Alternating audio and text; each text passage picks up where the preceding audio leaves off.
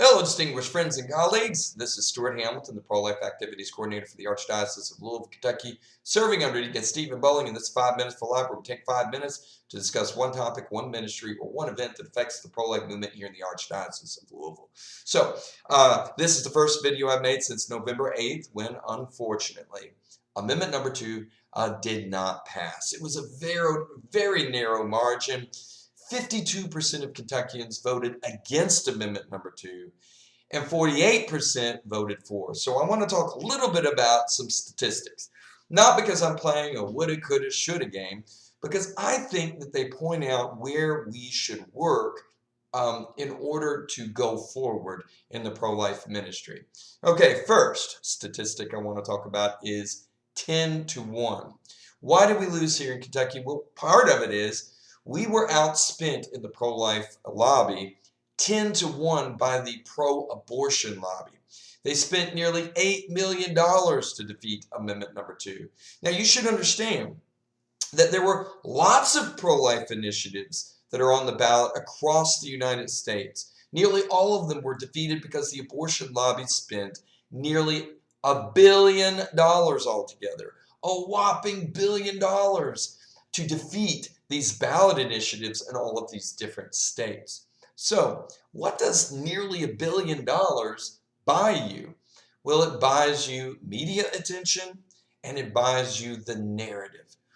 There was a lot of misinformation going out there via roll-a-dial and social media and ad campaigns, and it confused a lot of people who just heard that, but then were not personally informed about what Amendment number 2 really was. Now, what does that mean for us? Because I ran into Christians the very day of the vote who were Christians of good standing and goodwill, who were misinformed about Amendment number 2 and were going to vote against it. All I had to do was explain accurately what it was and what it wasn't, and they changed their mind. So what this says to me is, in the future, there's going to have to be a lot of boldness in personal interactions. We need to step outside our comfort zones. We need to discuss to people one-on-one. We can't assume that any Christians are well-informed, both politically or even in their faith. If evangelism is going to go out and change the culture, that has got to be a grassroots effort. Now, it doesn't hurt that we put our money where our mouth is and give to pro-life ministries, pro-life lobby groups. I think that's important too. But I think that it's exceedingly important that we spread the gospel of life one-on-one. Because you have to understand, by this narrow margin, there are an awful lot of Christians in Kentucky that either didn't vote, or they were misinformed and decided to vote against Amendment number 2, or they simply don't believe in the pro-life ethic, even though they themselves claim to be Christian. So there's a lot of evangelism that can be done here, and that's on us. The other statistic, and this is the big statistic I want to talk about, is who voted down these pro-life ballot initiatives. Well, I was listening to one political pundit who was looking at the stats related to exit polls. And across the United States, exit polls showed that single women by far voted disproportionately against pro-life ballot measures. That means, yes, there were some married couples, both men and women, that voted against ballot measures that were pro-life, and some single men, but by and large, single women came out in droves and voted much more disproportionately against pro-life ballot measures. What can we learn from this? Well, it's no secret that the institution of marriage has been declining in the last decade.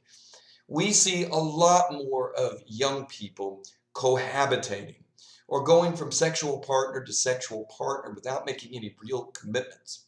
And what we see from this exit polling is that has an effect on the single women, because disproportionately, sex without any kind of commitment, without the bond of marriage, without the protection of marriage, disproportionately affects the lives of single women, or at least that's how they feel.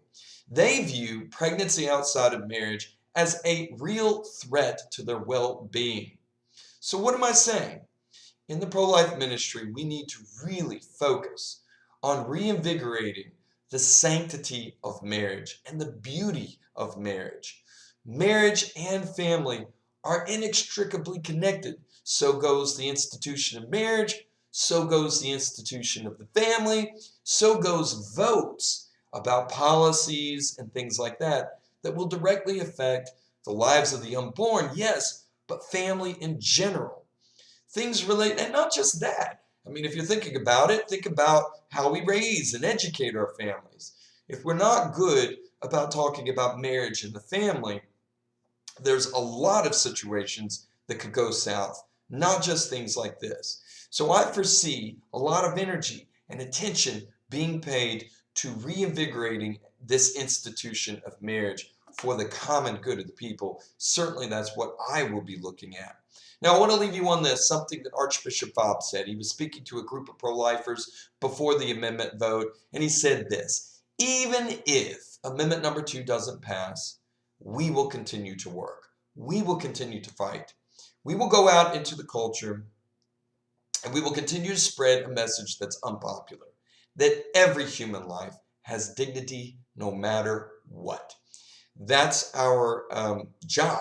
That's what mission God has given us. That's our calling. And we're going to continue to do that. And amendment number 2 doesn't affect that mission. So we go out there, we're going to continue. Now, if you like what I'm doing here, please hit like, share, subscribe. And if you see to the side here, I've got another video up talking about the November 15th Kentucky Supreme Court hearing on the trigger law here in Kentucky. You may want to hear that to get updated on it. Okay, remember, everybody, my time's up. Every human life is worth fighting for because every human life has dignity in the eyes of God. We'll see you here next time. God bless.